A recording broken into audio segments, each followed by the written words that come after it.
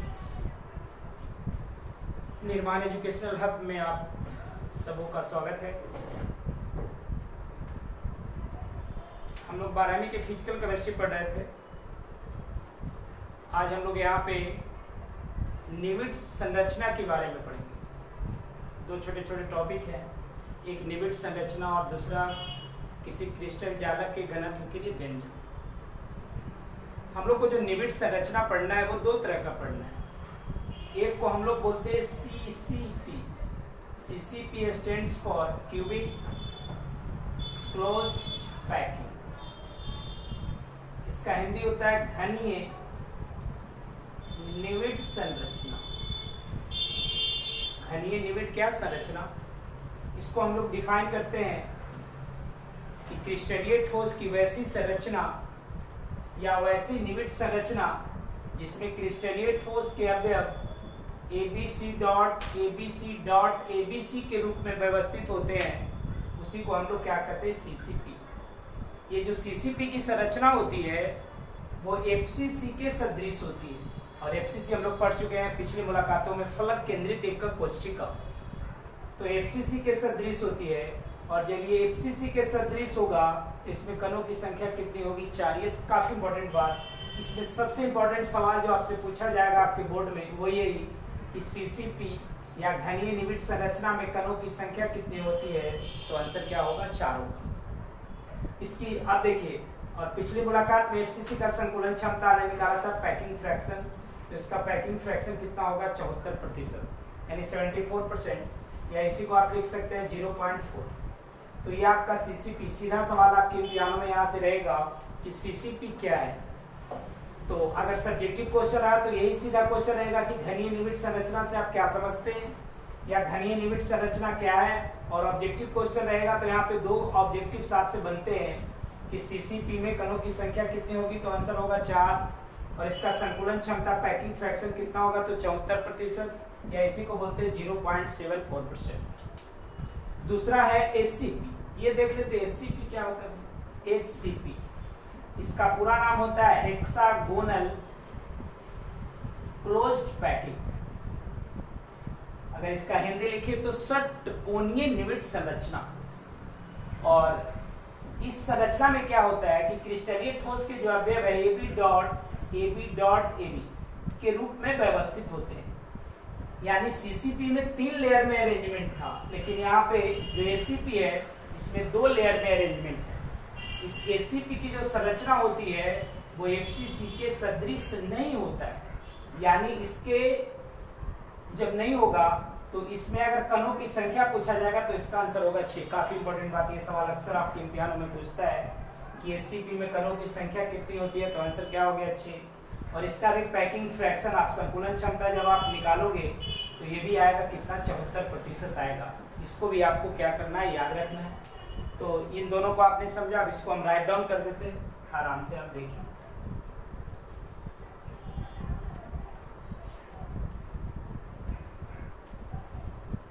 तो हम लोग स्टार्ट कर रहे हैं यहाँ से, देखिए CCP पूरा नाम होता है क्यूबिक क्लोज्ड। इसका हिंदी बोले तो घनीय निविड संरचना। इसको हम लोग डिफाइन करते हैं वैसी निविड संरचना, वैसी निविड संरचना जिसमें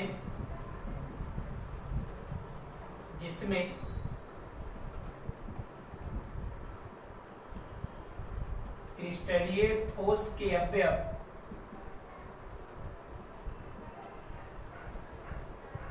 ABC dot ABC dot ABC के रूप में व्यवस्थित होते हैं, CCP कहलाता है। CCP कहलाता है। अगला पॉइंट काफी इंपॉर्टेंट, इसकी संरचना FCC के सदृश होती है। अगला पॉइंट, इसमें कणों की संख्या 4 होती है। और अगला सबसे इंपॉर्टेंट बात, इसकी संकुलन क्षमता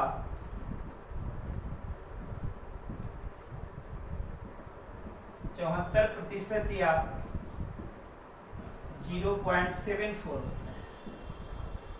तो ये सीसीपी से रिलेटेड बहुत सिंपल बात थी, इतना आपको याद रखना है।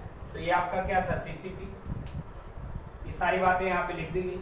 अब यहाँ से सीसीपी के बाद यहाँ पे अब कुछ नहीं, अगला जो चेंज कर देते हैं एससीपी, क्यूबिक की जगह क्या हो जाएगा, हेक्सागोनल। इसको आप साफ से लिख देते हैं,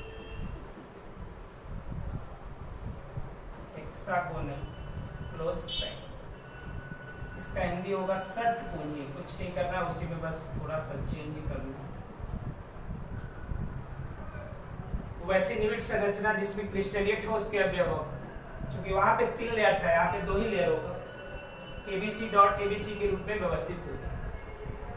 अगला, अब यहाँ पे ये क्या कहलाएगा, सीसीपी नहीं कहलाएगा, एससीपी कहलाएगा। और इसकी संरचना जो होती है वो एफसीसी के सदृश नहीं होती।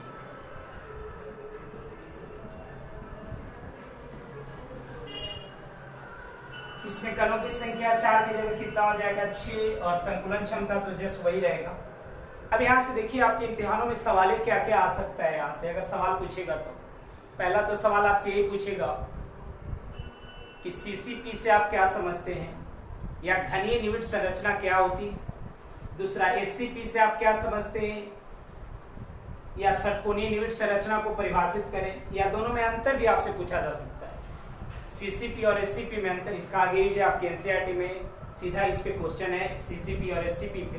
तो आप ध्यान रखिएगा, सीसीपी में कणों की संख्या कितनी होगी, 4, और एससीपी में पूछा जाएगा तो कणों की संख्या कितनी होगी, 6। अब इसके बाद देखिए हम लोग किसी क्रिस्टल का घनत्व के लिए व्यंजक निकालते हैं। ये आप समझ गए होंगे सीसीपी और एससीपी क्या होता है।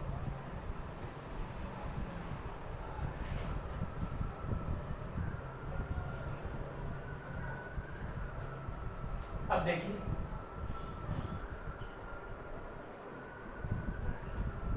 क्रिस्टल जालक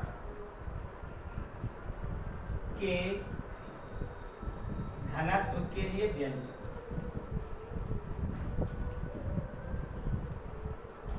क्रिस्टल जालक के घनत्व के लिए क्या व्यंजक। अब देखिए, घनत्व आप पढ़े होंगे, इसके पहले मोल कॉन्सेप्ट वाले लेक्चरों में मैंने आपको बताया था घनत्व क्या होता है। तो किसी पदार्थ के प्रति एकांक आयतन में उपस्थित द्रव्यमान को हम लोग क्या करते हैं, घनत्व करते हैं। जब क्रिस्टल जालक का घनत्व लेंगे तो यहाँ पे आयतन लेंगे घन का, और द्रव्यमान किसका लेंगे, कण का। ये ध्यान में रखना है। तो यहाँ पे आप लिख सकते हैं घनत्व को, किसी क्रिस्टल के प्रति एकांक आयतन में उपस्थित द्रव्यमान घनत्व कहलाता है। घनत्व कहलाता है, यानी यहां से आप लिख सकते हैं घनत्व बराबर द्रव्यमान बटे आयतन। अब जरा ध्यान देना भाई, द्रव्यमान जब भी निकलेगा तो कण का निकलेगा, और आयतन किसका, घन का। तो देख लीजिए यहाँ पे एक आप घन बना दीजिए। घन बनाने के लिए कुछ नहीं करना है, 2 सिमिलर स्क्वायर को एक साथ अटैच कर देना।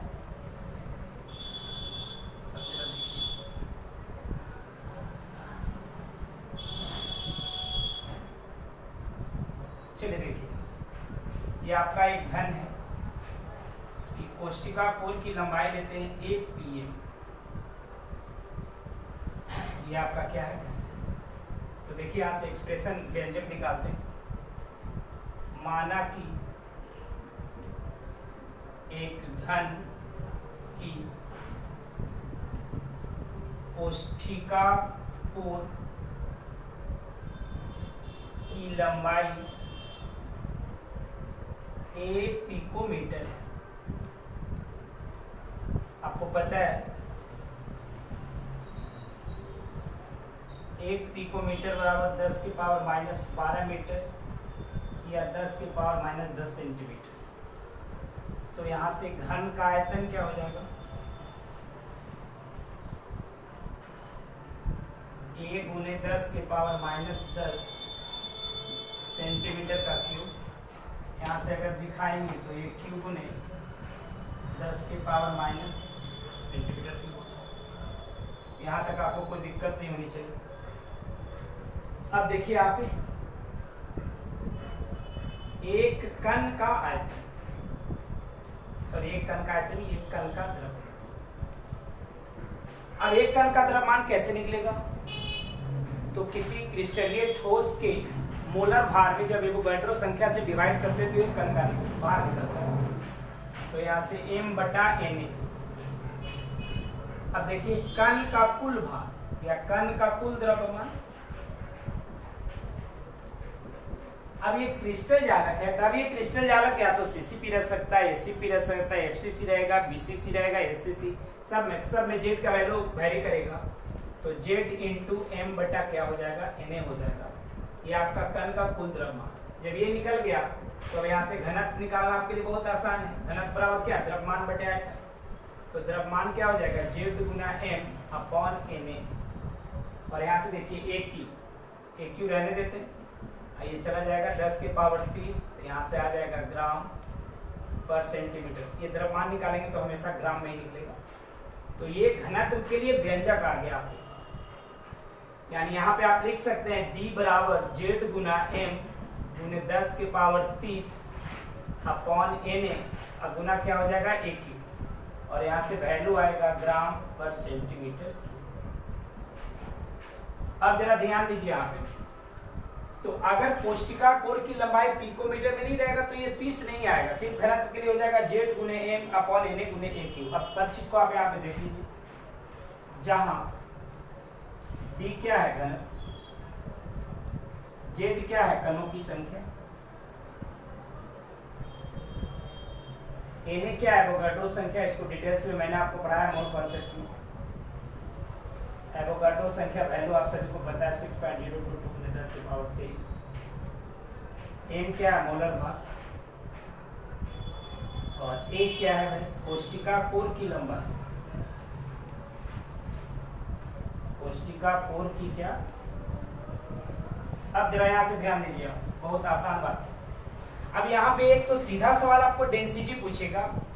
अब इसमें सवाल क्या क्या पूछता है, तो कभी आपसे डेंसिटी पूछेगा, तो डेंसिटी पूछेगा तो आपको जेड भी देगा, ए भी देगा, एम भी देगा, और Na का वैल्यू तो आपको पहले से पता है। कभी कभी क्या करेगा कि D दे देगा और A दे देगा, बोलेगा जेड का वैल्यू बताइए, तो ये भी आप आसानी से निकाल सकते हैं। कभी क्या करेगा, D दे देगा, जेड दे देगा, एम दे देगा, A का वैल्यू पूछेगा, ये भी आप आसानी से निकाल सकते हैं। कभी कभी D दे देगा, जेड दे देगा, A दे देगा, और यहाँ से M का वैल्यू पूछेगा, और इस पर आपके एनसीईआरटी में सवाल है, सीधा सवाल। तो M कभी निकालने के लिए पूछेगा, फिर आपकी एनसीईआरटी में सीसीपी और एससीपी पे M का वैल्यू निकालना है। यहाँ से D बराबर जेड ए, तो इसमें से अगर कोई 3 चीज दिया हुआ है तो एक आप निकाल सकते हैं। Na का वैल्यू तो हमेशा फिक्स है। अब यहाँ पे निकाल, अब इसमें 4 चीज है, M, A, Z और D। इस चारों में से 3 कोई दे देगा और कोई एक निकालने बोलेगा। जैसे D भी दे देगा, Z भी दे देगा, A भी दे देगा, बोलेगा M निकालो, आसान हो जाएगा। Z दे देगा, D देगा, M देगा, बोलेगा A निकालो, ये भी आसान है। D दे देगा, A देगा, M देगा और Z निकालो। ऐसा सवाल सीबीएसई मेडिकल में आपसे पूछ चुका है Z का वैल्यू निकालने के लिए। तो यहाँ पे आप जो चीज अननोन है उसको आप आसानी से क्या कर सकते हैं, निकाल सकते हैं। और आपकी एनसीईआरटी में इसी थ्योरी पे 2 लगातार सवाल है, और आपके इम्तिहानों में शायद 5 मार्क्स का सवाल इस एक्सप्रेशन पे पूछा जाता है। तो ये आज सॉलिड स्टेट का 8वां लेक्चर था। अब इसके बाद सॉलिड स्टेट में ज़्यादा आपका टाइम नहीं लगना है, बस 2 से 3 लेक्चर और होगा। 10-11 मतलब 8 लेक्चर आज हो ही गया, तो 9-10-11 2 से 3 लेक्चर में आपका क्या होगा, खत्म हो जाएगा ये मतलब सॉलिड स्टेट। तो इसी के साथ आज मतलब अपने लेक्चर को ड्रॉप करते हैं।